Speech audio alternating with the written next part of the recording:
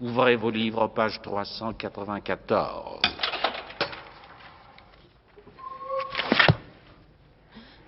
Les loups-garous?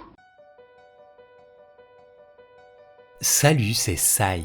Waouh, ça fait un bail qu'il n'y a pas eu d'épisode d'Étranges créatures sur cette chaîne. Alors aujourd'hui, j'ai choisi de vous parler des loups-garous dans le monde de la magie. Comment différencier un loup d'un loup-garou? Comment contracter la maladie? Que se passe-t-il en cas de reproduction? Comment sont-ils traités dans le monde de la magie? Quelle métaphore peut-on y voir avec le monde réel? Comment ont-ils été conçus pour le cinéma? Autant de questions auxquelles je vais tenter d'amener des réponses. Mais avant de commencer, cette vidéo est sponsorisée par Seven Fallen. Seven Fallen, c'est un jeu de cartes à collectionner créé par les joueurs pour les joueurs. Le jeu est tout récent puisqu'il est sorti en 2020, c'est une production 100% française, les cartes sont imprimées à Lyon et ils ont une vraie démarche écologique puisque tout est fait en papier recyclé et recyclable et ils compensent leur production de carbone en plantant chaque mois des arbres avec une partie des bénéfices. Quand j'ai découvert le jeu, je suis tout de suite tombé sous le charme du design des cartes, je les trouve magnifiques et j'ai donc acheté 2 starter decks pour commencer à jouer. Et le jeu est vraiment plaisant. Vous incarnez une divinité et votre objectif est de battre la divinité adverse avec votre archange et votre armée d'anges, de golems et d'adorateurs. Les règles sont extrêmement bien pensées en prenant le meilleur de ce qui existait déjà tout en améliorant certains aspects comme le système de pioche ou de mana par exemple. Le jeu est facilement accessible grâce aux starter decks qui sont jouables immédiatement et composés de cartes que vous ne trouverez pas dans les boosters, ce qui facilite l'avancée de votre collection et en plus vous pouvez acheter les cartes rares qu'il vous manque directement sur la boutique en ligne. 100% des cartes sont envisageables dans un deck, le deck building est donc vraiment intéressant puisque la rareté est honorifique. Bref, c'est moi qui les ai contactés pour parler de leur jeu sur ma chaîne. En gros, je me suis fait un petit plaisir de collectionneur puisqu'en échange, ils m'ont envoyé plein de cartes et on vous fait même gagner des starter decks et des boosters sur Instagram. Mais ça, je vous en reparle en fin de vidéo. Allez, dépêchons, approchez-vous et on arrête de bavarder. J'ai une bonne surprise pour vous aujourd'hui. Vous serez contents. Suivez-moi.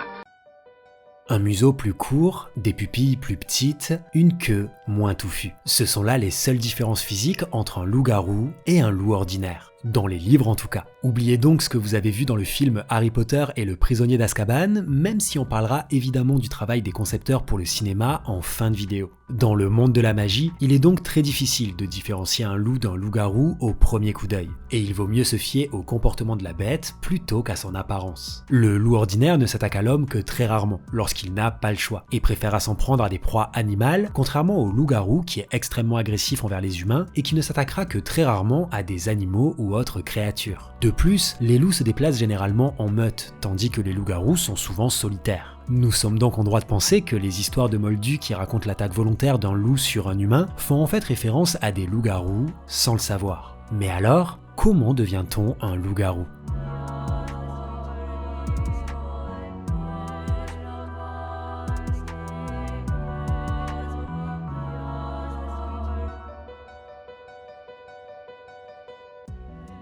La lycanthropie est une maladie incurable qui a pour conséquence de transformer un humain en loup-garou lorsque la lune est pleine.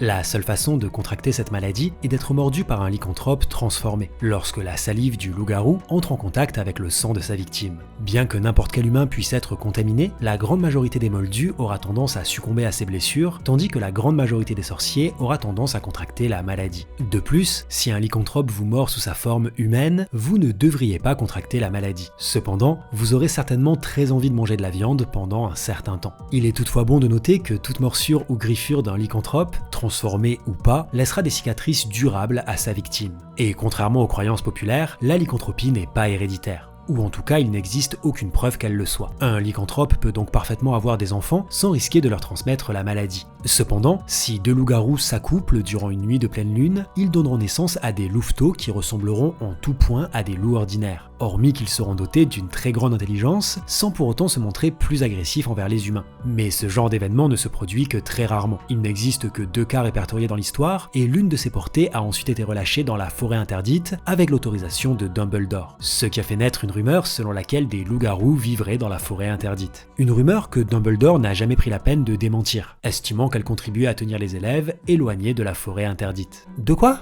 Des méthodes pédagogiques douteuses à Poudlard ? Si peu. À moins que vous ne teniez absolument à mourir dans d'atroces souffrances. Merci.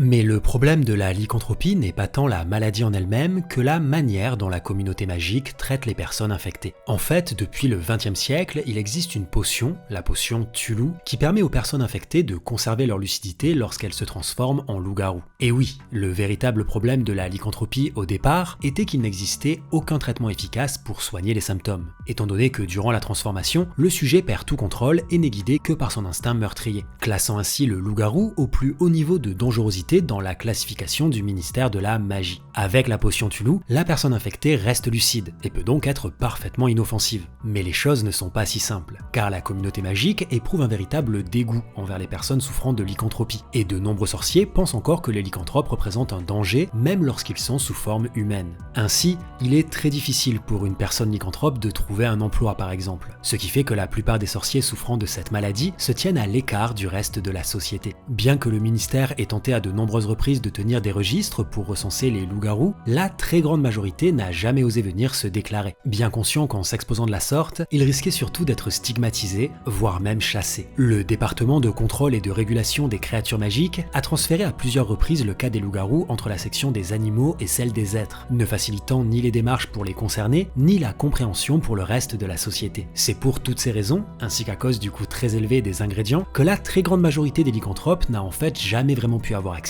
à la potion Tulu. Bref, être un lycanthrope dans le monde de la magie, c'est être condamné à vivre dans la peur de la peur des autres. Vous savez, les gens comme moi ont... disons simplement que j'en ai l'habitude maintenant. Dans la saga Harry Potter, la lycanthropie est en fait une métaphore des maladies stigmatisantes comme le sida, par exemple. Des maladies douloureuses qui souffrent des préjugés et de la méconnaissance du reste de la société et qui peuvent donc isoler celles et ceux qui en sont victimes. Si vous n'avez pas vu mon analyse du personnage de Rémus Lupin, je vous invite à aller y jeter un œil, car son histoire en est la meilleure illustration. Si la majorité des lycanthropes vivent dans la peur de se faire découvrir et font tout leur possible pour ne pas mettre en danger le reste de la société, c'est malheureusement comme souvent la minorité bruyante qui fait naître des préjugés. Le personnage de Greyback incarne cette minorité qui terrorise la communauté magique et qui crée donc des amalgames. Greyback est profondément mauvais, et il s'avère que c'est un lycanthrope. Ce qui suffit à certains pour dire que tous les lycanthropes sont mauvais, étant donné qu'ils entendent régulièrement parler des attaques de Greyback, mais jamais de la grande majorité qui passe son temps à se cacher du reste de la société. Ainsi, on peut comprendre que la plupart des lycanthropes n'aient pas osé se dresser contre le Seigneur des Ténèbres, étant donné qu'ils étaient à la fois exclus par la communauté magique et terrorisés par certains lycanthropes comme Greyback. Les choses auraient pu se passer différemment si le ministère de la magie avait mis en œuvre de vrais moyens pour leur venir en aide quand ils en avaient besoin. Une triste métaphore pourtant très juste du sort réservé à celles et ceux qui sont victimes de la bêtise due à l'ignorance d'une partie de la société. RIP Rémus Lupin, celui qui a porté ce message de la plus belle des manières, en étant à la fois la victime de Greyback, la victime des a priori portés par une partie de la communauté magique, et pourtant un homme bon et juste qui était prêt à se sacrifier pour les autres. C'est de la force des convictions que dépend la réussite, pas du nombre de partisans. Qui a dit ça? Moi.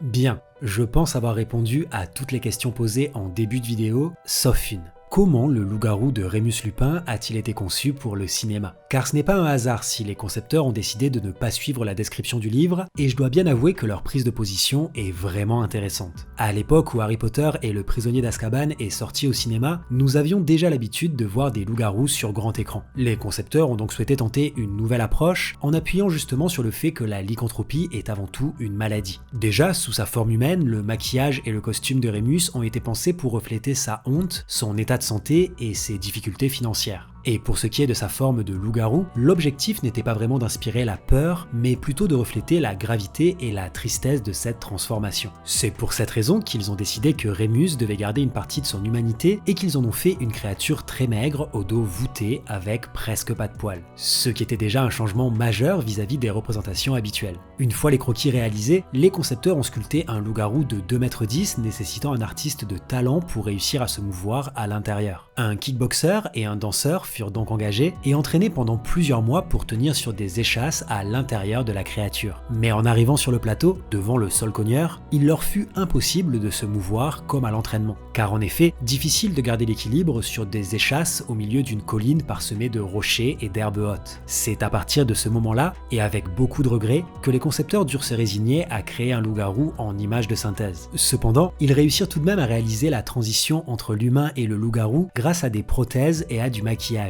pour changer progressivement ses yeux, ses dents, ses mains et ses pieds, et en utilisant un appareil contrôlé par un câble et installé sous son manteau pour le déchirer en gonflant. Bref, dans le monde du cinéma, comme partout, les choses ne se passent pas toujours comme prévu. Mais malgré les difficultés, je pense qu'on peut applaudir le travail de ces concepteurs qui ont su donner vie à une créature capable d'inspirer aussi bien la peur que la compassion. Si l'apparence diffère des livres, le message, lui, reste inchangé. Professeur Lupin?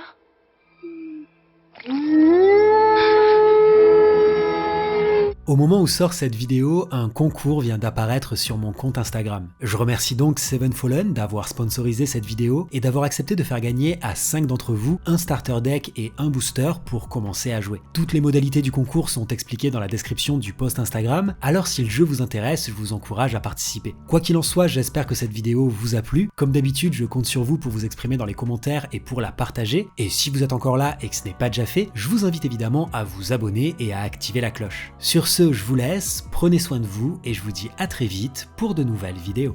Tenez, mangez ça, ça ira mieux. René, c'est du chocolat.